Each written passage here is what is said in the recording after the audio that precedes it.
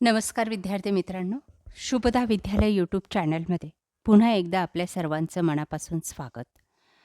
आज आपण इयत्ता 9वीच्या वर्गाचा भूगोल विषयाचा तास घेत आहोत आणि या तासाला आपण भूगोलाची द्वितीय सत्र परीक्षा सन 2025-26 या शैक्षणिक वर्षाची प्रश्नपत्रिका उत्तरासहित सोडवणार आहोत.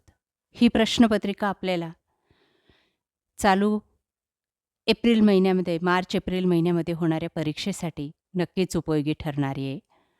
असेच आपले सर्व प्रश्न असणार आहेत. एकूण 40 गुणांची आपली प्रश्नपत्रिका असेल आणि ही सोडवण्यासाठी 2 तासाचा वेळ हा दिला जाणार आहे.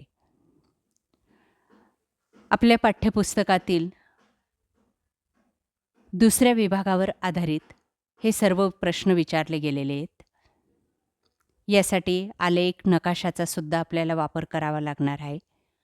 एकंदरीत ही प्रश्नपत्रिका कशा पद्धतीने सोडवायची, कोणते प्रश्न येतील, त्यांची उत्तरं काय लिहायची, कशी लिहायची, या सर्व प्रश्नांची उत्तरं तुम्हाला या व्हिडिओमध्ये मिळणार आहेत. त्यामुळे मित्रांनो, हा व्हिडिओ शेवटपर्यंत पहा. व्हिडिओला लाईक करा आणि यासारखे नवनवीन व्हिडिओ पाहण्यासाठी आपल्या चॅनलला सबस्क्राईब करून बेल आयकॉनवर क्लिक करायला विसरू नका. मागील वर्षाच्या आपल्याला प्रश्नपत्रिका सरावासाठी हव्या असतील तर त्याची लिंक डिस्क्रिप्शन बॉक्समध्ये दिलेली आहे. तीही एकदा अवश्य पहा, म्हणजे आपल्याला पैकीच्या पैकी गुण हे मिळतील. इयत्ता 9वी भूगोल द्वितीय सत्र परीक्षा गुण 40, वेळ 2 तास. प्रश्न पहिला अ. दिलेल्या पर्यायांपैकी योग्य पर्याय निवडून विधाने पुन्हा लिहा.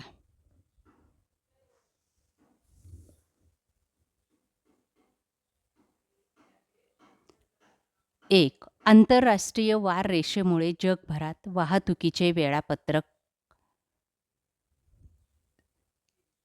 पत्रकामध्ये सुसूत्रता येते.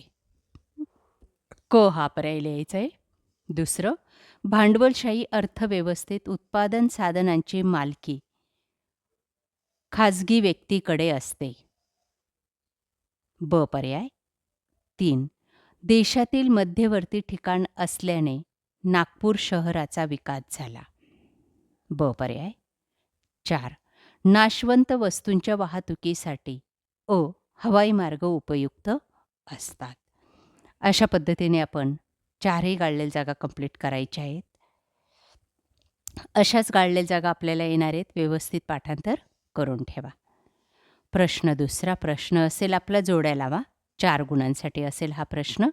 त्यासाठी अ स्तंभ आणि ब स्तंभ आपल्याला दिला जाईल. त्यांच्या अचूक अशा जोड्या आपल्याला लावायच्या असतील. बघा, अ स्तंभामध्ये पहिलं आहे तंत्रज्ञानाचा विकास व यांत्रिकीकरण. त्याचा ड पर्याय ह्या बरोबर आहे, तो आहे नागरिकीकरण. नियोजनाचा अभाव, त्याचा ब पर्याय बरोबर आहे. दुसरं, मूळ निवास सोडून दुसरीकडे राहणे म्हणजे क स्थलांतर. 3. 75% पुरुष बिगर शेती व्यवसायात राहणे म्हणजे अ नागरी प्रदेश. 4. कचऱ्याची समस्या, पर्याय बरोबर आहे ब नियोजनाचा अभाव. या पद्धतीने आपण अचूक जोड्या लावल्या तर आपल्याला 4 पैकी 4 गुण मिळतील. हा जो काही ब स्तंभ आहे, आपण हा लिहायचाच नाही आहे उत्तरपत्रिकेमध्ये.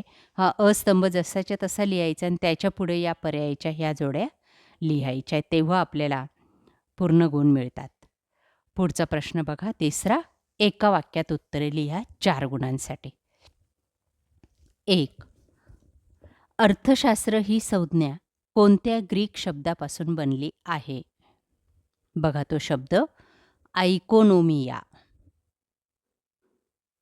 लक्षात ठेवा नीट. दुसरं आहे, व्यापार ही महत्त्वाची आर्थिक क्रिया का समजली जाते? उत्तर, कारण समाजातील लोकांचे जीवन एकमेकांवर अवलंबून असते, म्हणून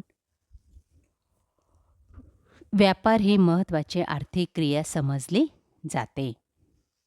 तिसरं, एखादा प्रदेश वाहतुकीच्या मार्गापासून कोणत्या कारणांमुळे वंचित राहतो? उत्तर प्रदेशातील पर्वत, डोंगर, दऱ्या, नद्या, जलाशयाची भूरचना या कारणांमुळे एखादा प्रदेश वाहतुकीच्या मार्गापासून दूर राहतो. वंचित राहणे म्हणजे दूर राहणे. चौथं बघा, देशाच्या सीमा ओलांडून केलेले पर्यटन म्हणजे कोणते पर्यटन होय? उत्तर देशाच्या सीमा ओलांडून केलेले पर्यटन म्हणजे परदेशी पर्यटन. त्यानंतर प्रश्न चौथा बघा, दिलेल्या भारताच्या नकाशा आराखड्यात पुढील पर्यटन स्थळे दाखवा 4 गुणांसाठी. पणजी, जम्मू, मंगळूर, कोलकाता, आग्रा आणि कन्याकुमारी ही 6 ठिकाणं दिलेली आहेत आणि आपल्याला भारताच्या कोऱ्या नकाशा आराखड्यामध्ये यापैकी कोणतीही 4 ठिकाणं अचूक दाखवायची आहेत आणि 4 पैकी 4 गुण हे मिळवायचे आहेत. पेन्सिलीने दाखवा आणि सूचीसुद्धा तयार करा. त्यानंतर ब भाग, नकाशाच्या आधारे पुढील प्रश्नांची उत्तरे लिहा 4 गुणांसाठी. 1. भारताच्या दक्षिणेस कोणता महासागर आहे? तो आहे हिंदी महासागर. दुसरं, भारताच्या अतिदक्षिणेकडे टोक कोणते? कन्याकुमारी.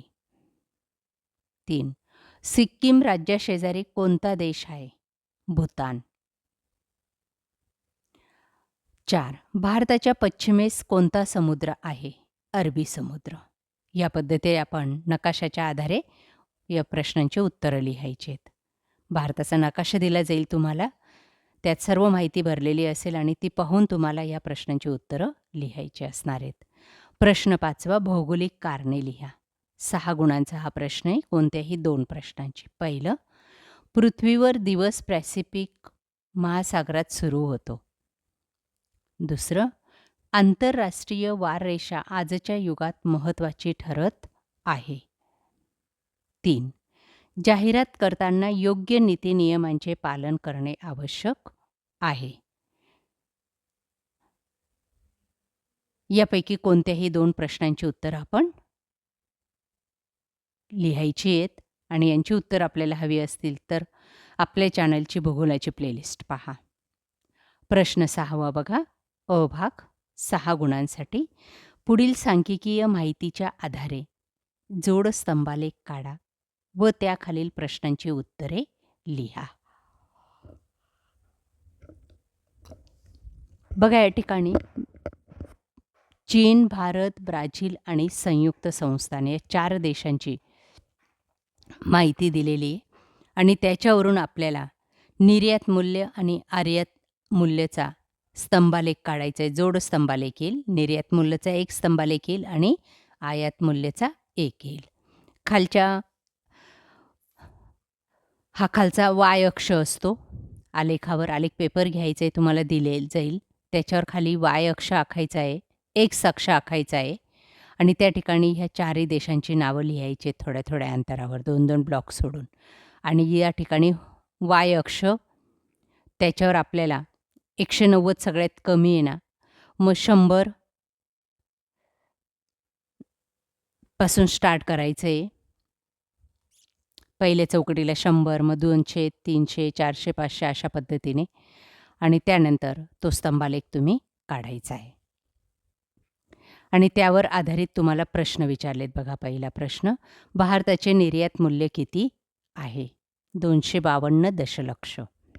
बघा याच ठिकाणी दिलेले निर्यात मूल्य आणि हे 252 ना भारत. अतिशय सोपे प्रश्न आहेत. दुसरा, सर्वात जास्त आयात मूल्य कोणत्या देशाचे? आता तुम्ही मला कमेंट करून सांगा बरं, कोणत्या देशाचे सगळ्यात जास्त आयात मूल्य? हा आयात मूल्याचा कॉलम, हा देशांचा कॉलम. इकडे सगळ्यात जास्त काय आहे? 2380 म्हणजेच संयुक्त संस्थाने.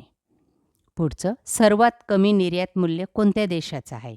तसंच शोधायचं आहे. सगळ्यात कमी निर्यात मूल्य ते आहे ब्राझील देशाचं.